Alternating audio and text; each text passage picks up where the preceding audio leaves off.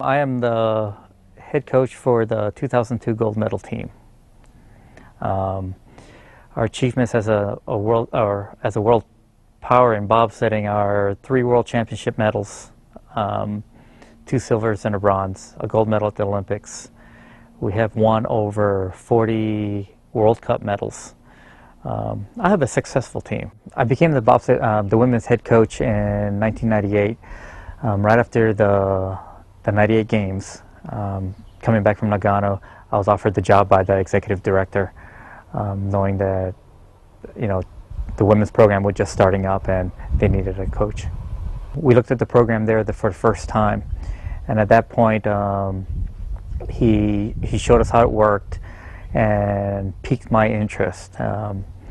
Truthfully, I'm probably one of the hardest people to convince with new technology. I'm a skeptic about everything. If it ain't broke, don't fix it. But with this program, there is a lot of possibilities that I saw that could help the athletes, and not only the athletes. I think in the future, even helping coaches better focus on the task at hand. It's something that we've been lacking in sport. So with this, I brought this to the attention of sports science people with the U.S. Olympic Committee, and then basically took it on myself to implement it, try to get it implemented with U.S. Bobsled first. Hopefully with U.S. Luge, they've come over and are interested in it now. Normally it takes an athlete years to get them trained to focus properly, to get used to riding in the sled, just being comfortable and to do the things I need them to do, the task at hand. With this, hopefully, teaching them how to focus better will get them there a lot quicker. The possibilities are endless right now, the way I look at it. With all the things that I've seen and done with it, with helping our athletes train faster, getting them to the levels that we need to have them at for driving a bobsled or even riding it, or getting the coaches to the level to coach at that level.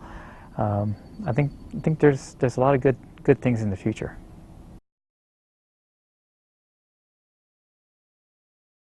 Being in the zone is different for a lot of athletes, especially in different sports. For myself, being in the zone means I'm focused on the task at hand. A lot of times it's very difficult to get into it with a lot of things that are going on outside, and with the play attention, I was able to stay relaxed and focused on the bobsled run. Working with the play attention was my first time with any kind of experience like this. Showed how I was able to focus on the bobsled run in particular. It showed me when I would stop concentrating on it and when I would refocus, how long it would take to do that. Physiologically, I was able to relax a little bit better, and I noticed I wasn't as uptight, I wasn't clenching my fists or anything, and my body was a lot more relaxed. The effect of concentrating really helped me to relax, actually, because I wasn't focused on everything else that was going around me, and as soon as I was just focused on that one thing, I was able to relax more. I think with the game, or play attention, it'll help your focus when something happens like that, where you trip, or if you miss a curve, if you drive in too long or too late or something like that. It'll help you to refocus and to work on what's happening next, instead of getting stuck in whatever happened before. I think that this could be something very useful, definitely in the future,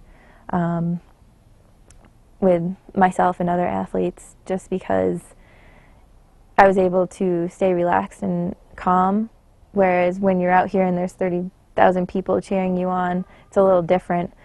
But you said we can work up to those points, and hopefully it'll help.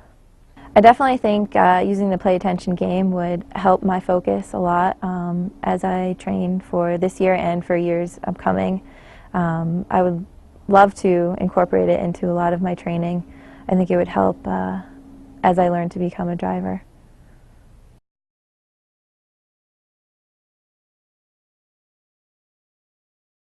Hi, I'm George von Hilsheimer. I have a PhD in psychology, which I earned in 1977 or so. I evaluated and compared and contrasted and was very impressed with it. Most systems are designed by engineers and physicists, people who are not really known for their warmth and capacity for instructing little kids. So the thing I really liked about the Play Attention program was that its pictures and its feedback were very naturalistic. Most adults that you see are really happy to be here, have read enough that they know what they're trying to get, and they don't like where they are. It's astonishing how many adults have ADHD and have made their way through life with it and have real problems in their jobs because they mislay their papers, they don't pay attention, they are essentially dozing off, and they have to find the kinds of jobs which keep them naturally motivated and aware of what's going on. I don't need that much motivation with Play Attention because it's intrinsically interesting. They're used to using their hands and moving around, and they have to sit still and look at the screen, but they grasp that very quickly.